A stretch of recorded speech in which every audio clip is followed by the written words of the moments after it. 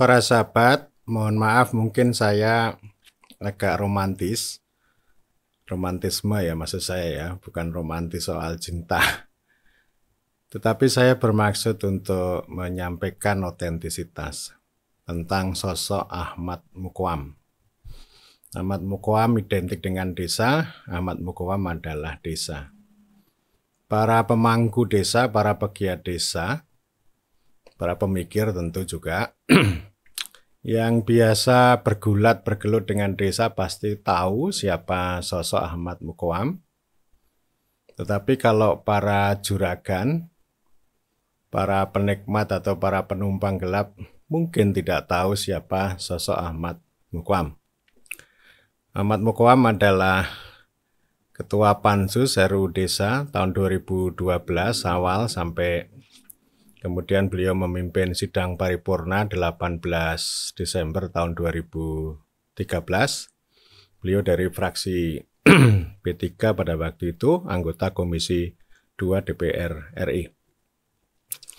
Nah memang saya akan menceritakan tentang sisi Ahmad Muqawam yang banyak bergulat dengan desa. Beliau dari desa tetapi tidak biasa seperti orang yang romantis ya. Kalau romantis kan bilang begini, saya ini dari desa ya. Itu biasa ngomong begitu, tapi kelakuannya itu anti desa. Tetapi kalau Ahmad Muqawam tidak seperti itu. Jadi artinya ya berasal dari desa tetapi juga pikirannya, penghayatannya, tingkah lakunya dan sebagainya itu betul-betul memuliakan desa. Nah ini salah satu buku yang beliau tulis, judulnya Membangun atau Merusak Desa. Nah kali ini saya tidak mengulas buku ini, nanti lain kali. Dan saya beberapa kali menyitir buku ini ketika saya membuat materi. Jadi pertemuan saya dengan beliau itu memang lebih belakangan dibanding dengan Budiman Sujatmiko maupun Ganjar Pranowo. Karena sebelumnya Pak Muqawam ini kan tidak berada di Komisi 2 ya, pada tahun 2009. Beliau di Komisi 5, baru kemudian setelah Muktamar B3, beliau dipindah dari Komisi 5 ke Ketua Komisi 5 ke pindah ke Komisi 2 yang membidangi pemerintahan. Begitu Pansus RUU Desa terbentuk bulan Januari tahun 2012, Mas Ganjar maupun Budiman bertandang ke Jogja, ketemu dengan berbagai pihak, baik itu para pemikir, pegiat, para Nusantara, dan sebagainya. Dan pada pertemuan itulah Mas Ganjar sempat memerintahkan kepada saya untuk mengumpulkan data mikro tentang uang yang masuk desa. Dan pada waktu itu kami jalankan dengan model gotong royong pro bono. Ada banyak pihak yang membantu untuk mengumpulkan data itu. Dan akhirnya data itu juga kemudian digunakan oleh Pansus ketika bertanding dengan pemerintah. Begitu ini pertemuan ini kira-kira tanggal 12 ini ya, 12 Januari tahun 2012. Beberapa hari kemudian kami memperoleh kabar bahwa Pansus sudah ada ketuanya, wakil ketua atau pimpinan, lalu muncul nama Ahmad Muqawam. Kami para pegiat desa kumpul lagi, saya bertanya kepada teman-teman, ini ada yang tahu siapa Ahmad Muqawam ini? Kok saya belum pernah dengar ya, di kancah perhelatan DPR kok belum pernah terdengar. Dari mana beliau dan sebagainya. Lalu ini Abdur Rozaki, Dr. Abdur Rozaki yang sekarang menjadi Wakil Rektor 3 UIN, Universitas Islam Negeri Sunan Kalijaga di Jogja, tahu bahwa ini sama-sama geng PM11 atau PMII. Dan kemudian ini teman satu lagi namanya Dr. Andi Sandi, dosen Fakultas Hukum UGM, itu lebih tahu persis. Dia bilang begini, wah ini cocok ini, pokoknya Mas Toro ketemu Pak Muqawam pasti cocok. Itu orang Jawa Tengah gitu. Orang Jawa Tengah, cocok sama-sama lisap, cocok sama-sama ndisonya, dan pokoknya pasti ketemu lah. Beliau orangnya enak, santai, dan tapi juga serius. Akhirnya pertemuan itu mengutus 2 orang, saya maupun Abdul Rozaki, untuk bertemu beliau. Tidak lama kemudian kami kontak dan ketemu, ya. Kita ngobrol di sebuah tempat di Jakarta, itu pertemuan pertama. Kemudian pertemuan kedua itu saya dengan Ari Cito, dengan Pak Mukoam, dengan Budiman Sujatmiko ngobrol, ya.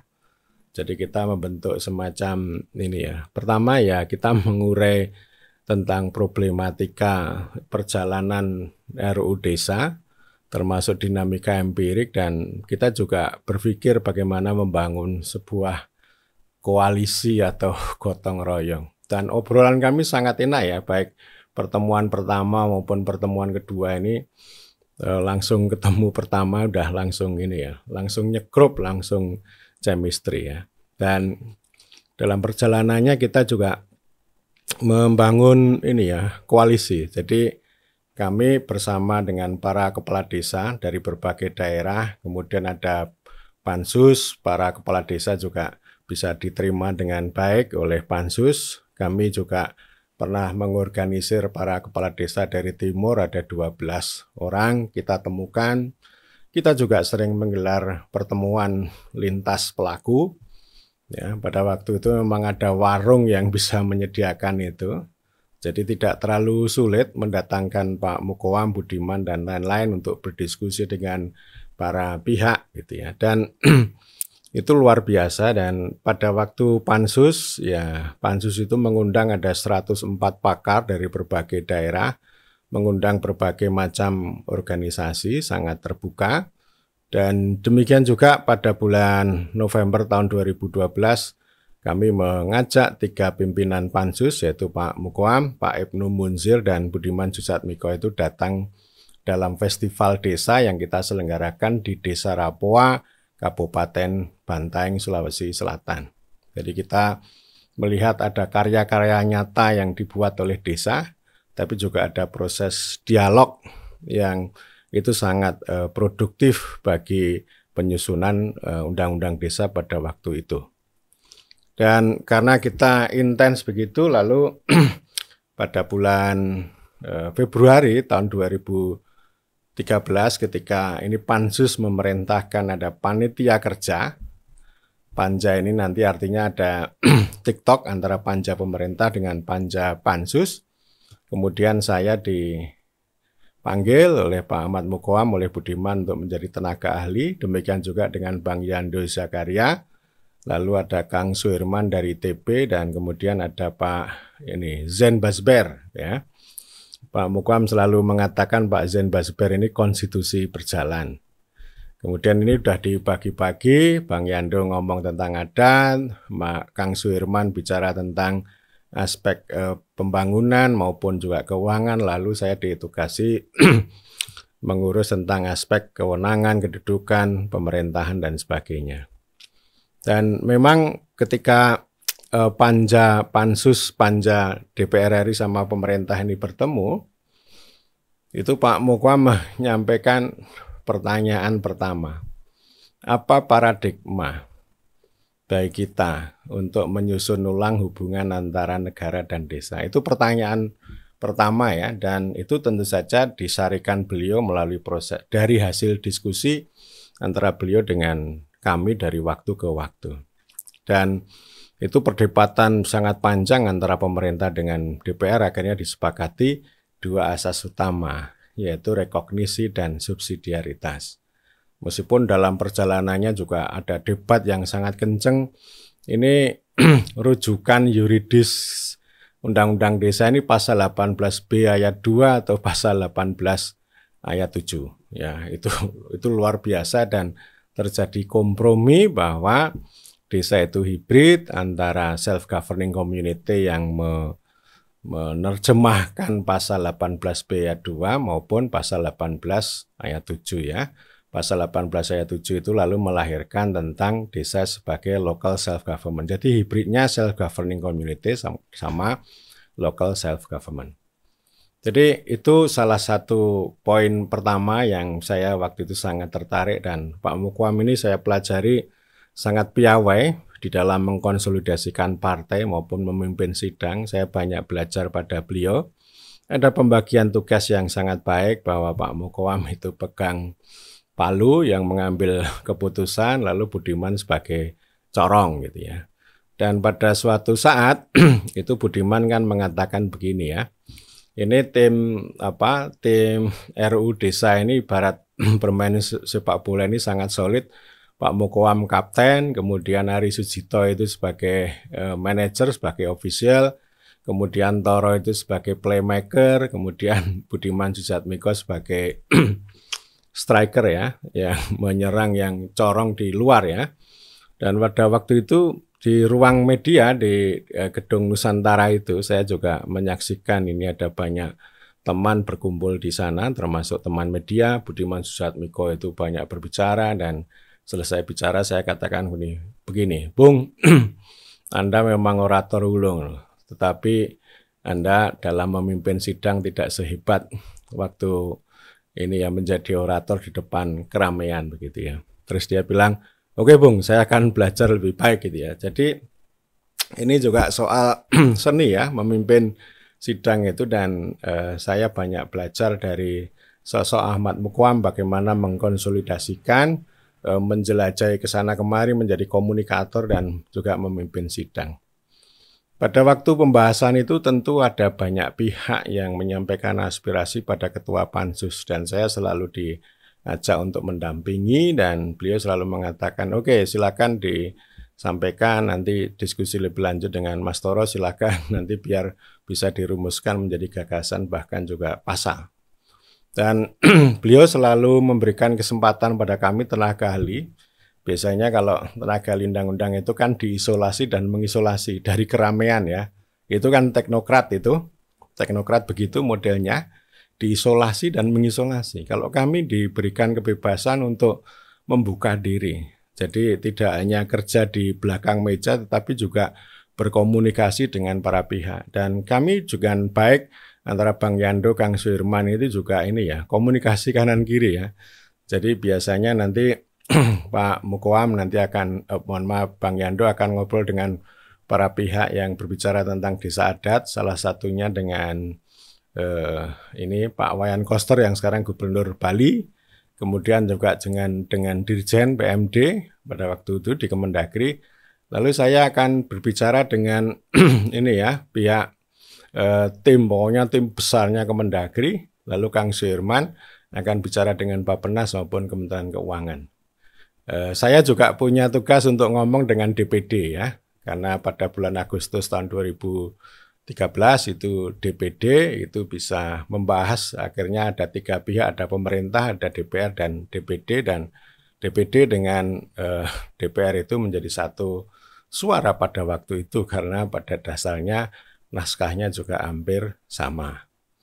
Jadi ini pengalaman yang cukup panjang, dan Pak Mukwam ini juga lihai, punya daya jelajah berkomunikasi dengan pimpinan DPR ketika ada kemacetan, termasuk kemacetan membahas dana desa pada waktu itu. Kemudian juga komunikasi dengan Menteri Dalam Negeri, Gamawan Fauzi. Pak Gamawan juga sangat hebat pada waktu itu. Jadi ada semacam main mata gitu, Pak Gamawan bilang, Pak Mukwam nanti umpan lambung nanti akan saya tendang. Itu saya kira kolaborasi yang sangat menarik, dan yang tidak kalah penting ini juga komunikasi dengan ini ya, jaringan kepala desa yang pada waktu itu dipimpin, dikomandani oleh Mas ini Agus Riraharjo, seorang kepala desa di Sukoharjo. Jadi ini komunikasi jalan terus, dan saya selalu rutin untuk mengupdate perkembangan itu di Solo, di Desa Gedangan tempat beliau, lalu teman-teman kepala desa, BPD, perangkat desa juga berkumpul di sana. Jadi ini sebuah koalisi gotong royong, dan pada waktu itu kita memandang, oh ini tembok ya, kita menghadapi tembok yang luar biasa, dan memang pada waktu itu saya sempat istilahnya semacam disumpah oleh seorang profesor di PDN. Mas Toro, saya nggak akan yakin itu undang-undang desa akan lahir. Loh kenapa Prof? Gitu ya. Kenapa? Ya temboknya luar biasa lah gitu. Ya nanti dibuktikan aja Prof. Ini tantangan Anda ini meningkatkan adrenalin kami lah. Dan itu kita sampaikan juga kepada Pak Ahmad Mukowam untuk bagaimana menembus barikade-barikade itu dan daya jelajah maupun komunikasi yang beliau sampaikan itu bisa meluruhkan tembok-tembok yang sulit ditembus itu. Dan alhamdulillah ini pelan-pelan, termasuk ada peristiwa penting tanggal 30 September, ada pertemuan antara 3 menteri, pimpinan DPR, lalu perwakilan dari Pansus menyepakati dana desa, ya. Meskipun Bappenas sama Menteri Keuangan tidak setuju, begitu. Kemudian tanggal 13 Desember disepakati lagi, gitu ya, dengan kalimat yang kita kenal hari ini. Itu luar biasa antara komunikasinya, komunikasi politik antara Pak Mukowam dengan Menteri Dalam Negeri pada waktu itu. Ya, ini secara prinsip begitu. Jadi ini pengalaman ya. Jadi jejaring yang dilakukan, kemudian konsolidasi secara politik dan sebagainya itu ya. Sayang pada tahun 2014 beliau tidak di DPR lagi karena ada persoalan politik di partai beliau. Kemudian geser ke Dewan Perwakilan Daerah ya. Jadi ya itu jalan yang beliau tempuh dan di DPD sempat menjadi ketua Komite 1 yang menangani daerah, desa dan seterusnya. Beliau sangat kecewa, sangat kritis terhadap cara pemerintah menjalankan undang-undang desa. Termasuk peraturan pemerintah yang melakukan distorsi, melakukan reduksi dan lebih parah lagi ketika 2 kementerian itu dilahirkan dipecah ya. Jadi beliau selalu mengkritik Perpres 11-12 tahun 2015 ya, yang membentuk 2 kementerian itu dibelah gitu. Dan itu implikasinya ke DPR ya. Jadi kalau Kemendagri punya mitra di Komisi 2, tetapi kalau Kementerian Desa punya mitra di Komisi 5. Jadi artinya ini ngurus uang, ngurus proyek, ngurus pembangunan, yang sana ngurus pemerintahan. Jadi tidak gadok. Dan ketika beliau duduk di Komite 1 juga sudah bolak-balik mengundang, mengajak diskusi mereka, tetapi ya ini ada satu kalimat ini, ya udahlah, kalau diundang DPR, diundang DPD itu kan cuma silat lidah, itu omongan dari birokrat di sana gitu ya. Jadi artinya ya itu hanya bagi mereka hanya diperlakukan sebagai semacam lip service ya. Artinya ya proyek-proyek yang mereka jalankan yang menyimpang dari undang-undang desa juga tetap jalan terus. Artinya ini memang semacam keprihatinan ketika beliau duduk di DPD, termasuk waktu menjadi Wakil Ketua Dewan Perwakilan Daerah Republik Indonesia ya. Jadi terus ya melakukan pengawasan, melakukan gemburan, tetapi berhadapan dengan tembok ya. Oleh karena itu kan satu guyonannya begini, undang-undang desa itu satu tendangan gol dari DPR ke pemerintah, tapi balasannya luar biasa. 2 PP membalas 21, peraturan menteri, peraturan presiden, jadi akhirnya pemerintah itu membalas golnya itu jauh lebih banyak daripada hanya 1 gol dari DPR. Dan Pak Mukowam menyoroti di DPR terjadi defisit. Kalau dulu kita menemukan ada jangkar, tapi periode 2014 ke sini, wah itu defisit. Tidak ada lagi semacam jangkar yang bisa TikTok dengan baik seperti dulu untuk membela, untuk memuliakan desa. Ya, sampai hari ini ya. Jadi kita ini ya semacam pejuang yang kesepian begitu ya. Dan ya begitulah, makanya kan ini pejuang itu kita sadari ya. Biasanya pejuang itu akan bertemu dengan kegagalan, tetapi penumpang gelap itu akan menikmati hasilnya. Jadi kalau ini ibarat kendaraan yang lewat, mereka cukup nyegat di jalan. Tetapi para pejuang ini yang ini ya, yang ya intinya jadi pejuang terus. Ya.